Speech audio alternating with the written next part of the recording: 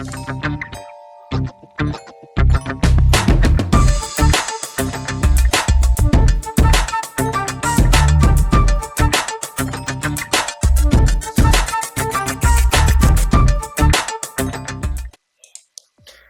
les oiseaux, bienvenue dans cette vidéo de Papa Geek. Aujourd'hui, on va faire une petite session bricolage et on va modifier une manette 8 bits d'eau que j'ai acheté il y a quelques années pour remplacer les caps analogiques et les boutons qui sont en disposition SNES. J'aimerais bien avoir une disposition plutôt Xbox en plus de l'impression SNES pour pas me perdre dans le mapping quand j'utilise mes jeux Windows.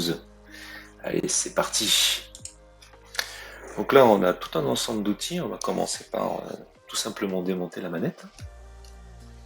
Moi, j'utilise une Torx plutôt fin. Alors, c'est du 4. Non, du 7. Bon, je sais pas, ça correspond à quoi. T7H. Allez, on démonte ça. Hop.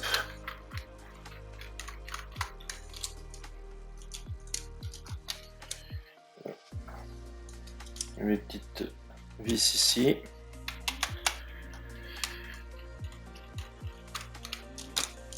Petite vis là.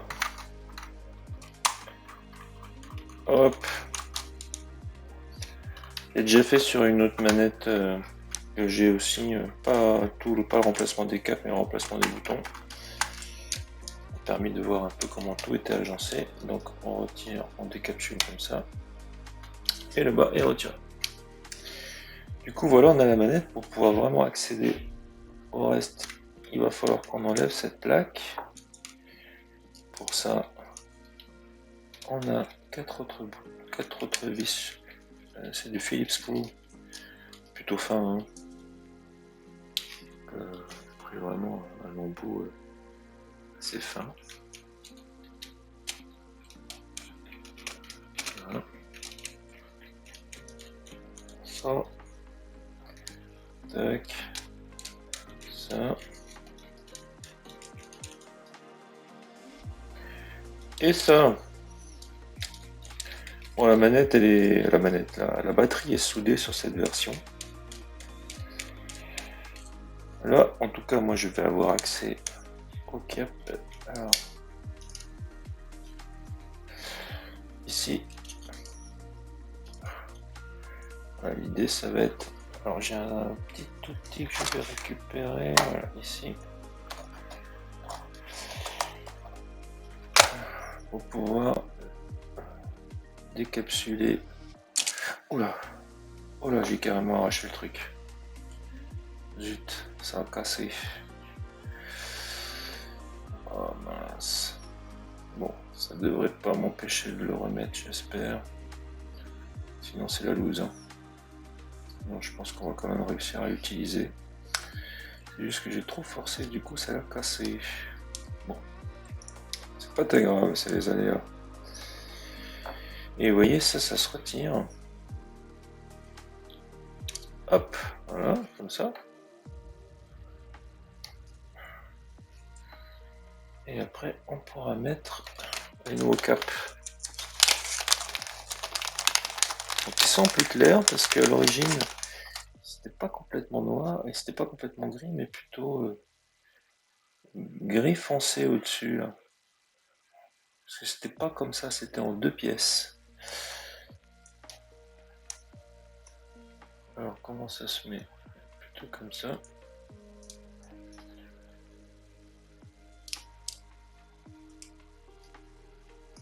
Voilà. C'est pareil. Hop.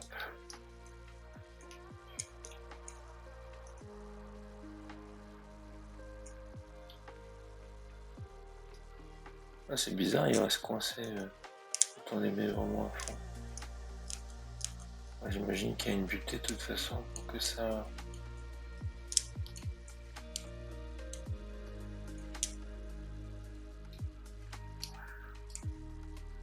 On verra ce que ça donne.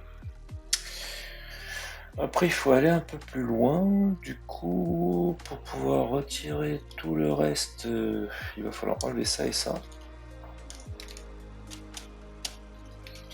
Plus les deux boutons du dessus. Pas les deux vis du dessus. Qui sont reliés au bouton L1, LR et L1, L2, R2. Donc on enlève ça aussi. Pourquoi que est-ce que c'est nécessaire? Ouais, je pense que c'est fixé là derrière aussi, vers le plastique. J'ai oublié d'enlever ça. Hop. Et ça.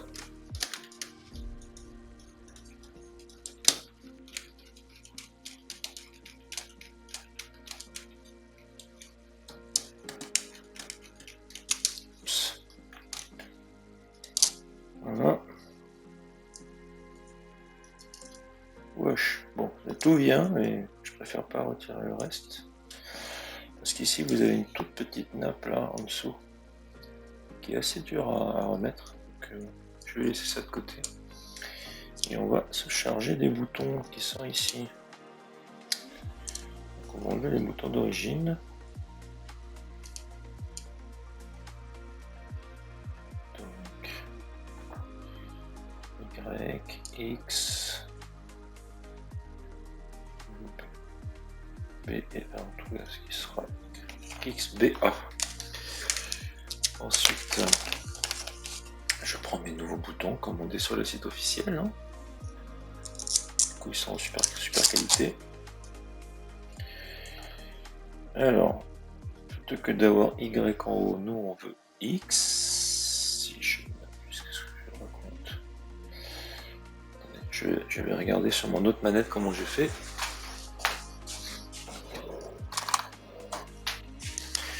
Voilà, mon autre manette terminée. Donc à la place de Y ici, ça va être X. Donc le plus à l'intérieur, on va avoir un X. Voilà. Ah, il va y avoir un petit détrompeur, c'est pas mal foutu. On va avoir le A comme ça, bah, c'est bien comme ça on ne peut pas les mettre à l'envers. On va avoir le Y en haut, comme ça, et le B ici. Tout simplement, on va remettre les pads, le pad d'origine. C'est ce qui permet de faire le contact avec ce qu'on a derrière ça. Ce PCB. Alors, pour l'instant, ça se met bien. Voilà, là c'est bien. Et nos boutons sont nickel. Voilà, alors je remets tout simplement ce que j'ai retiré juste avant.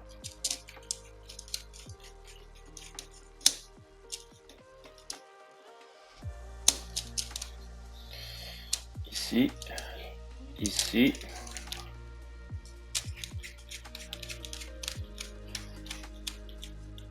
Ici et ici. Ceux qui étaient au milieu là.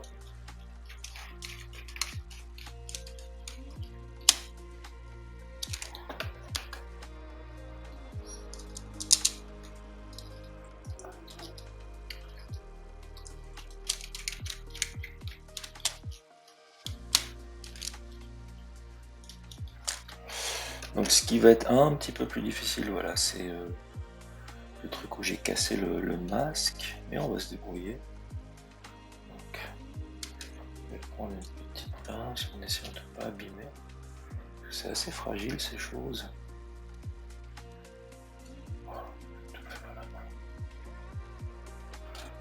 Je sais pas si je peux plutôt déjà mettre le protège, c'est plus intelligent. Parce qu'après je vais trop galérer pour le mettre. Comme ça.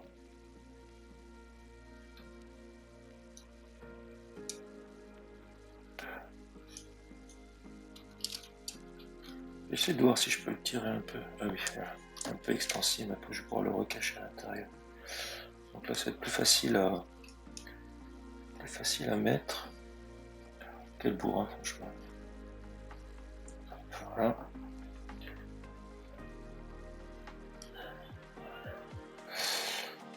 Allez. Hop. J'ai l'impression que c'est pas mal. De toute façon on testera, hein, c'est pas compliqué.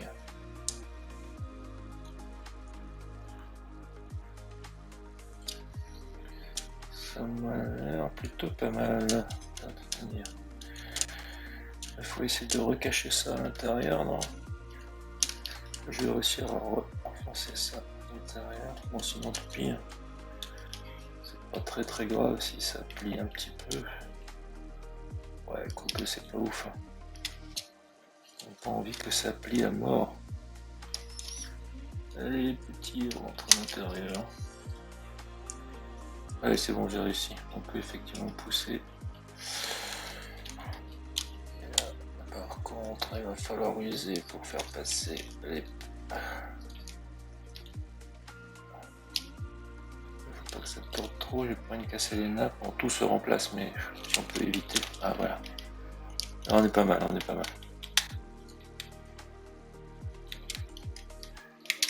Nickel, franchement propre. Voilà. Du coup, on remet nos 4 petites vis Phillips Screw. Il y en a une ici. Voilà.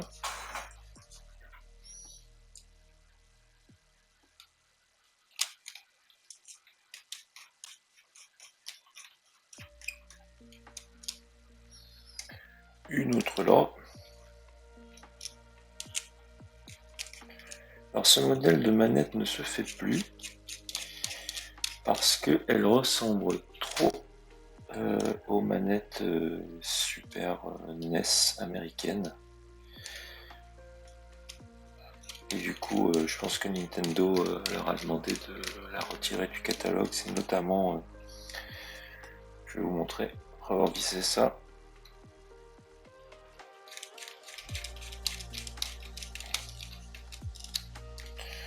Le liseré là, en fait, en tout cas le cadre gris.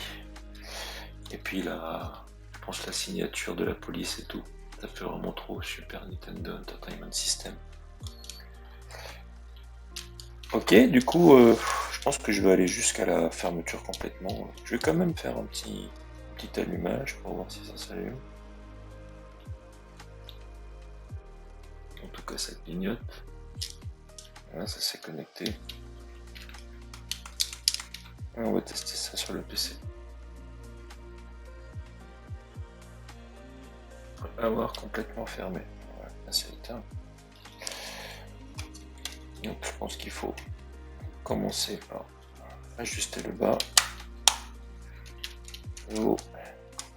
On utilise notre embout torx et on est reparti. On va remettre les autres. Bon après, là je l'ai pas fait, mais peut-être c'est l'occasion de faire un nettoyage un peu complet de la manette.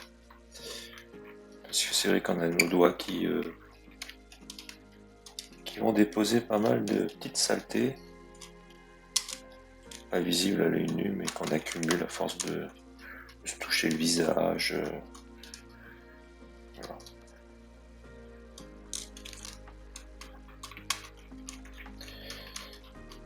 Mélanger avec de la sueur et ce genre de choses. Donc, ça peut ne pas être très ragoûtant. Dans ce cas-là, c'est pas mal aussi de procéder à un petit nettoyage. Bon, je le ferai plus tard, mais pour la vidéo, l'important c'était quand même de voir le résultat final. C'est quand même vachement sympa. Honnêtement, je suis content de cette modification. Bon, bah, on se retrouve tout de suite pour un test sur un jeu pour voir si tout fonctionne. Allez, voilà notre petite collection de jeux et on va tout de suite essayer de tester par exemple avec Céleste qui est sur mon compte Epic Games. Je l'ai installé dans la liste Steam et je vais Voilà, la manette est associée. On va laisser le jeu se lancer. En tout cas, le bouton A fonctionne, mais ça quitte immédiatement. Pourquoi? Je ne sais pas. Faisons un essai. Et bien... Ah, là, c'est passé. Allez, on va tester.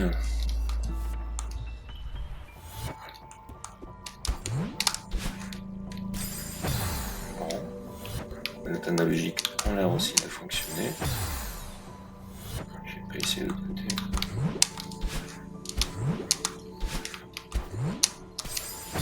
Bon, ça a l'air pas mal, hein.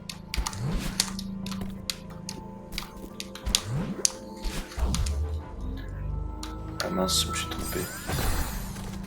Bon, en tout cas, ça a l'air bien nickel pour cette partie-là, donc je pense que l'idée c'était pas de lancer carrément le jeu, mais c'était de pouvoir tester comme quoi la manette fonctionne. Donc super, en tout cas pour moi c'est opération réussie. Et donc peut-être rendez-vous la prochaine fois pour un autre type de vidéo, type bidouille de ce type-là. Donc assez simple et plutôt sympa. Merci à tous, à bientôt. N'oubliez pas de vous abonner